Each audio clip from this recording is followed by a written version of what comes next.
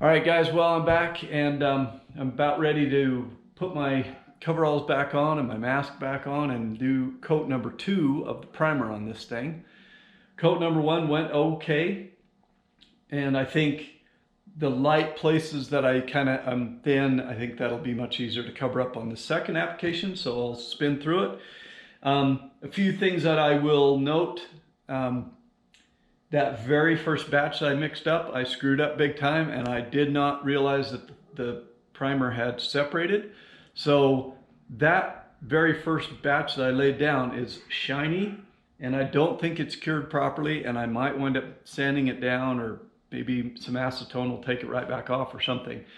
But the only parts that got that were the tailgate, the cowl vent, and that little glove box cover. So not the end of the world. But other than that, I think things look pretty good. It feels pretty good. It feels a lot smoother than that rattle can stuff that I put down that felt very gritty. So I think we're moving right along. So I'm not sure I'll get the paint done before I have to go to town next. So I may be at that point where my 4 or 5 days have passed and I have to come back and sand it a little bit before I lay the paint down. But I'll tell you, my confidence level has gone up quite a bit. I feel like I'm going to get this. It's going to be okay, and I think we'll get her. So I'm going to tear into it and bring you along with me.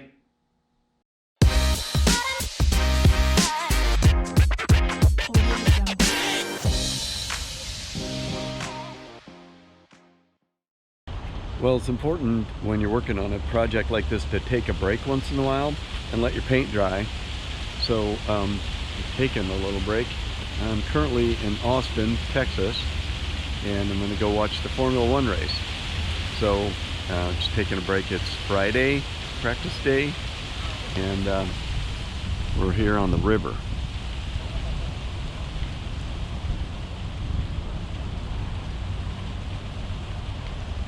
Oh my God. Samantha and I have been talking about going to a Formula One race since we pretty much started watching them.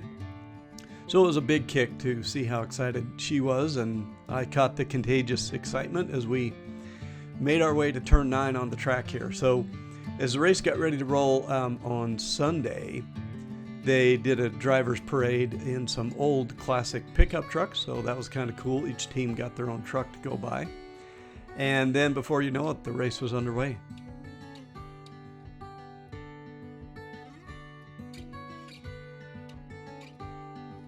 Now, I'm not going to bore you with the whole details of the race here, because I know you're all here to watch me build a Jeep. But I'll just say, if you've never been to a Formula One race or NASCAR race or whatever, watching them on TV does not prepare you for the visceral experience it is to actually be there, hear these things, and see how fast they really are.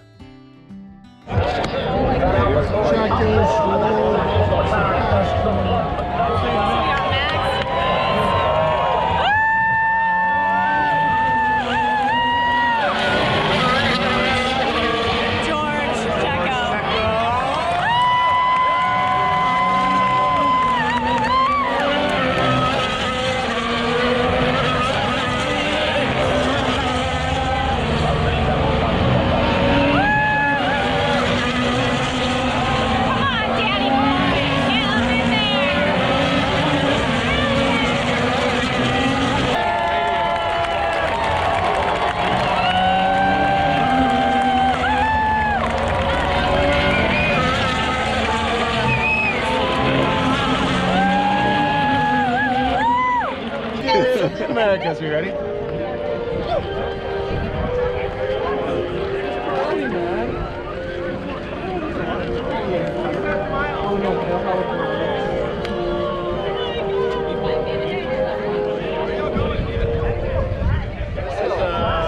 Rubber off of Sir Lewis Hamilton's Formula One car.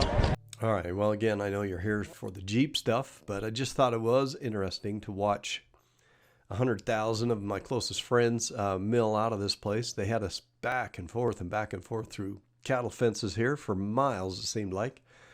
But actually, at the end of the day, the Circuit of the Americas guys really have the process down pretty smooth. Everything ran well. All the lines moved pretty quickly, and there was a lot of buses to run you back into town and so forth. But anyway, a tiny little taste of Formula One racing on site for you there. That was my first time ever to be in a race, and it sure was fun. I brought home a nasty cold with me, so it took me a day or two to recover from that. I did not really get any work done on the Jeep. But I will be back. We will get this Jeep project rolling along again.